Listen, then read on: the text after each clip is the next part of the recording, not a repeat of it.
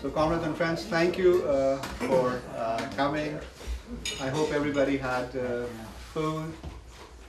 And yes, so all of us here are either members of the Communist Party of Canada or are political activists, Marxists and socialists, people who've been connected to the labor movement for a long, long time. I think all of you might know John Humphrey. John Humphrey has been working as a trade unionist for a very long time, for the past many years, with the steel workers of Canada. John is also a member of the Trade Union Commission of the Communist Party. He has thought hard and long on many of the issues that we'll all be talking about. And after his presentation, we would like a discussion as to, and your opinions as to what is happening to the fundamentals of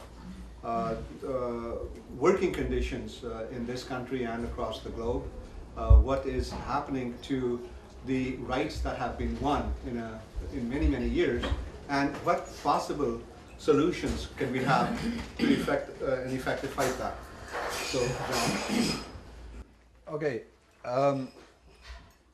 Yeah, I hope we can get a good discussion going, above all on the question about what is to be done about the situation, which I'm going to sort of lay out.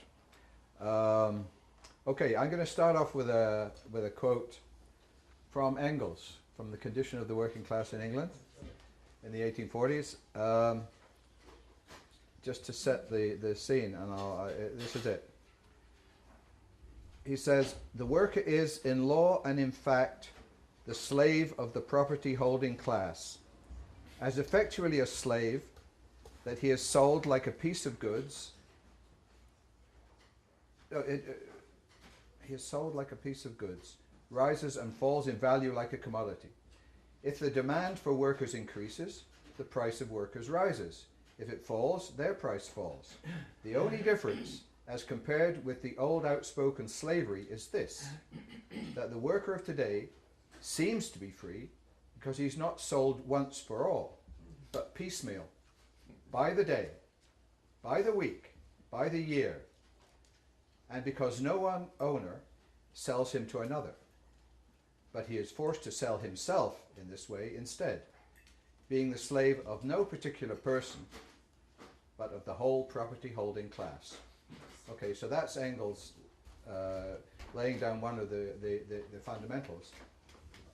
And in many ways, as we'll see, some of the evolution in working conditions actually brings some of that phrasing even more, makes it even more true today. Anyway, the narrative, as we know, that Marx, along with Engels, foresaw was the development of these workers into an increasingly collectivized proletariat, steeled by cyclical crises and cyclical crises of overproduction. And I'll quote again Engels on this. He says, "What must be the result? The commercial crises would continue and grow more violent, more terrible, with the extension of industry and the multiplication of the proletariat. The proletariat would increase in geometrical proportion in consequence of the progressive ruin of the lower middle class and the giant strides with which capital is concentrating itself in the hands of the few. And the proletariat would soon embrace the whole nation, with the exception of a few millionaires. But in this development, there comes a stage at which the proletariat perceives how easily the existing power may be overthrown, and then follows a revolution." Okay, well, I think we know that it hasn't really been quite as simple as that. However, in the 20th century, the working class internationally, in all its complexity, certainly managed in many countries and at various times to build some fairly formidable defensive fortifications and to claw back some social and political gains in the teeth of capitalist exploitation. And certain ground rules were laid down certain ground rules of class warfare if you want, but nevertheless certain predictable patterns. But now, and this is what we have to look at, many of those gains are subject to systematic attack and to changes, both indirect and direct attacks. And when we look at employment relationships and employment status of workers, that phrasing of Engels, as I say, where he talks about not sold once for all, but piecemeal by the day, the week, the year, we'll see that is what's happening more and more. The fragmentation of the workers' labour power. So let's just look at some of the ways in which these attacks are taking place. First of all, perhaps primarily, there is a systematic attack on trade unions. And this is in Canada, but it's throughout the industrial world. The gloves are off. And weakening unions is the key to a lot of the other changes.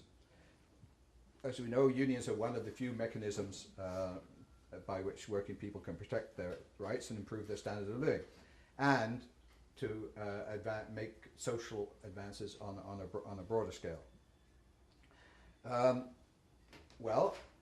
Already in Canada, in the US, in Europe, the percentage, the density of trade unions is in fairly steady decline, particularly in the private sector, but also increasingly in the public sector. That is a situation that has been festering, I guess, since the 1950s.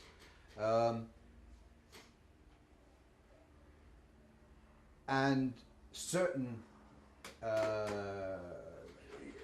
it's been a situation that's been developing, but certain steps have been increasingly taken by governments and by capitalists in the last few years to actually change the rules of the game to ensure that decline becomes permanent and it increases.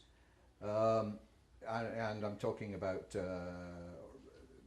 restrictions on organising, clawbacks in terms of the rules of certification, successor rights, decertification, and so on. There's been a steady push in this area, which before was not touched. The economic situation has led to a chill in many ways in industrial action, in strikes, and so on. But in addition to that, legislative and regulatory changes have been imposed to make strike less and less effective. I'm talking about restrictions on picketing, on secondary picketing, injunctions, upholding terminations on the picket line, use of security guards, mass scab herding, on scale that certainly wasn't known in the more recent years. Even in traditional no-go areas like mining, we have scabs being brought in for the first time, and more in recent years, outright lockouts. It's not even a question; they don't wait for the strike. They just throw them out on the street if they don't accept unacceptable demands.